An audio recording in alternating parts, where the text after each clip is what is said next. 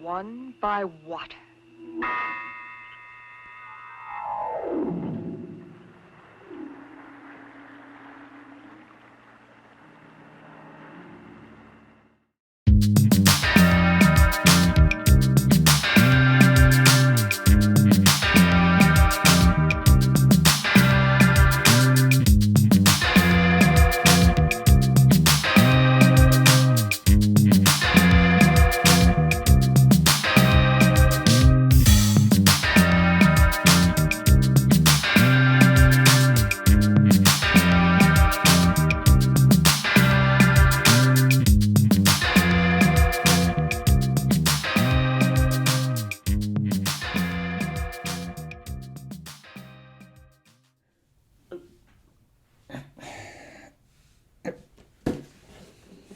Don't be a camera hog.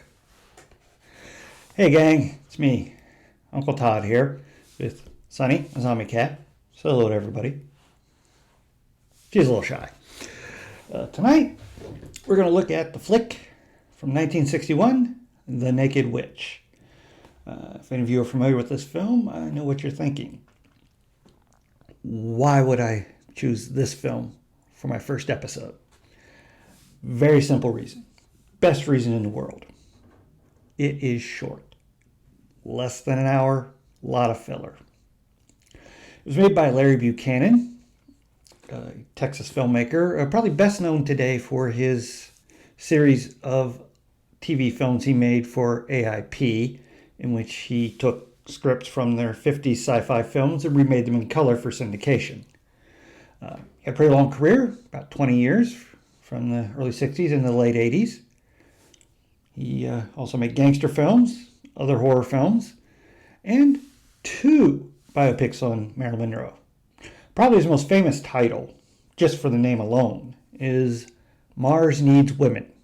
Now, with a title like that, instant cult classic. The film opens with about 10 minutes of voiceover, although, to be fair, most of the film is voiceover.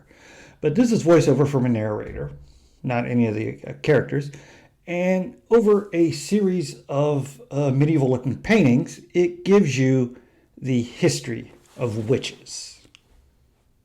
In the old books, we read that a witch is one who has given his soul to the devil. To do this, they must renounce God and all other things that are decent and good. And from there, we get the credits after 10 minutes. After the credits, more narration, this time from our hero who is introduced as the student. And he's on his way to this little village. It's a German village in the middle of Texas. And he gives a very short history of the culture and the people of the village. The German settlers came in 1846 seeking religious asylum in America.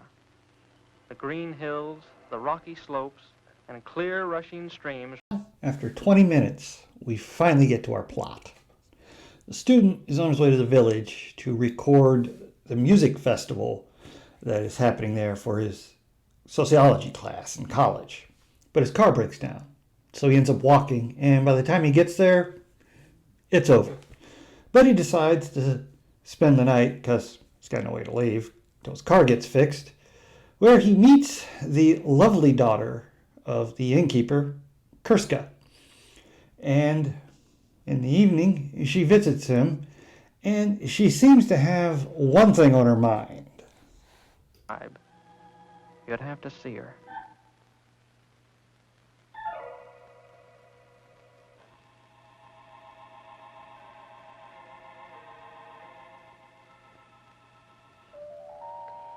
You said something simple and black. I did? Oh, yeah, I did. Shouldn't you close the door? Yes, of course.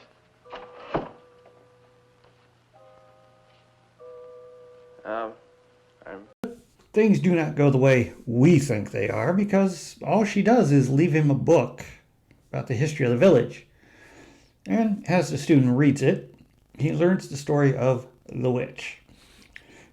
Many years ago, she was a widow woman who began an affair with the innkeeper, during which his wife was ill. Now, when he got tired of her, because she wanted him to marry her, he got rid of her in one of the douchiest ways possible. He accused her of being a witch who had seduced him and had used her magic to make his wife ill.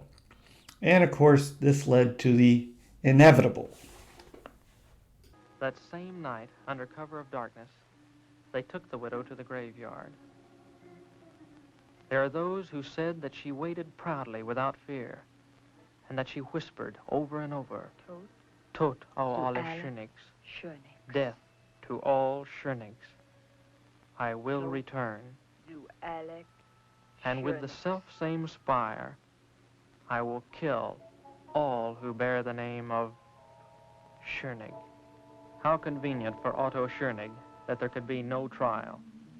Death would be by post-oak spire. They buried her not 100 yards from where she had lain with the cruel and deceptive Otto Schönig.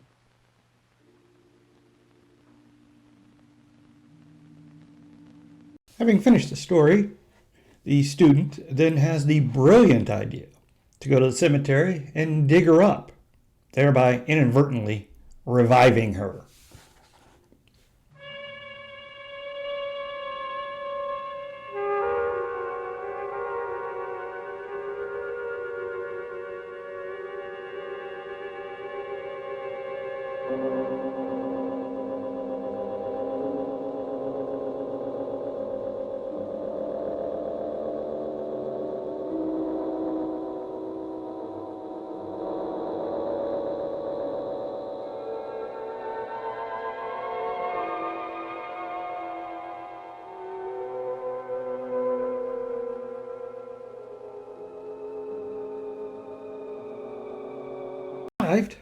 She immediately heads back to the inn because she needs to pick up a couple of things.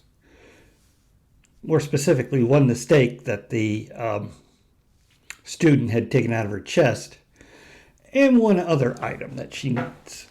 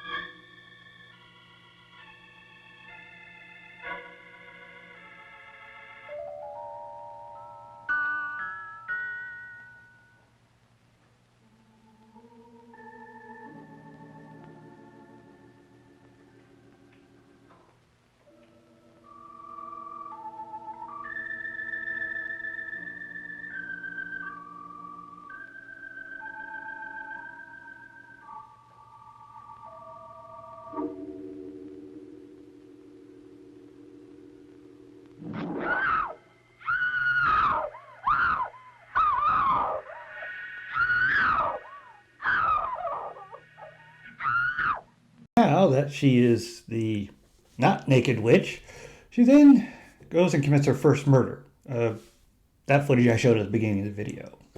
And when his body is discovered, the town immediately snaps into action and holds a town meeting.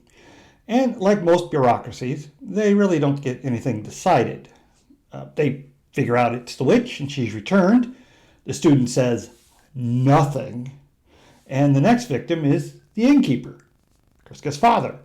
And he does the absolute best he can to keep himself safe by not locking his door and falling asleep in the front of a fireplace.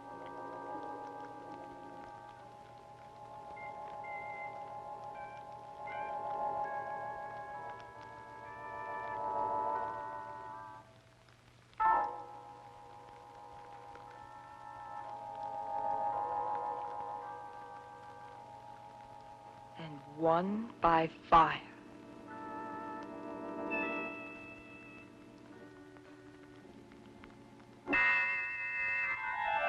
Now, with this murder being committed, the student realizes the next victim will be Kurska.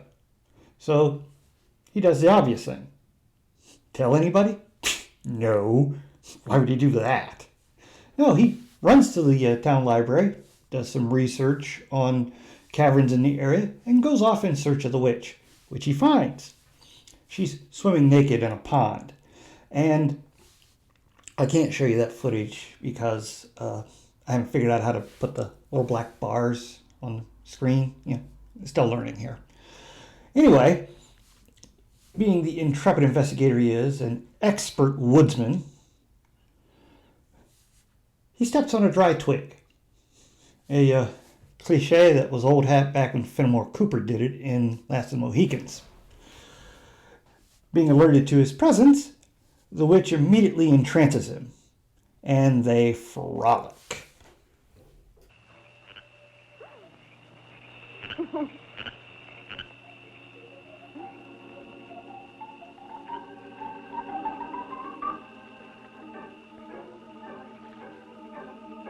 And frolic.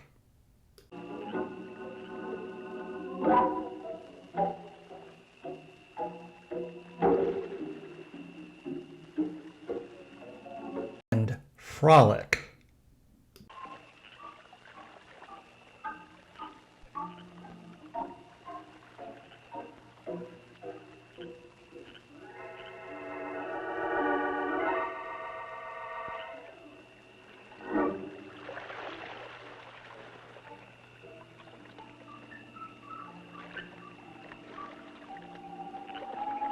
And frolic.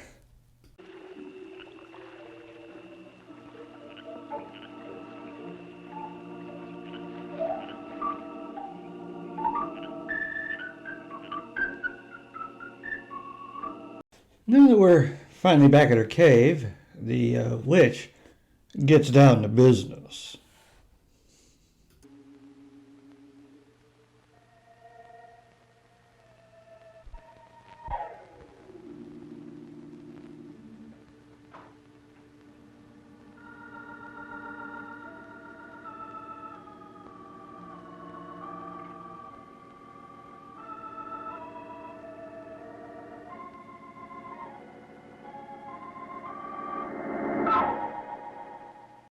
And with the passion spent, as it were, she then treats us, the audience, and I suppose the student as well, to a exotic dance?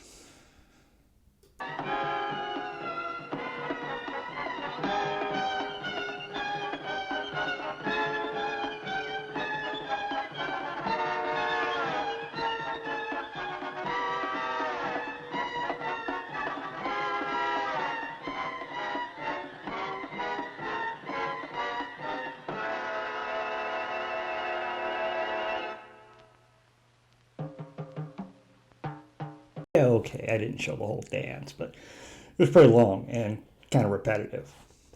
Anyway, after that's out of her system, she immediately blows out the torch in the cave and they get down a little more off-screen hanky-panky, leaving the student to sleep, I guess. She then heads back to the inn where she hypnotizes Kurska and leads Kurska to the cemetery. And she plans to put Kurska in the witch's grave and have her take her place.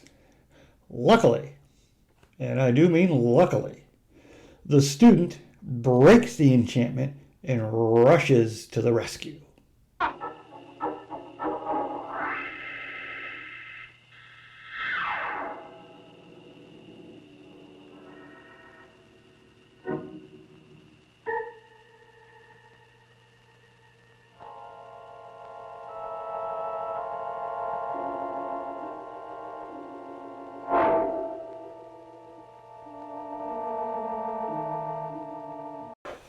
And then the student reburies the witch, and he and Kurska walk off into the sunrise.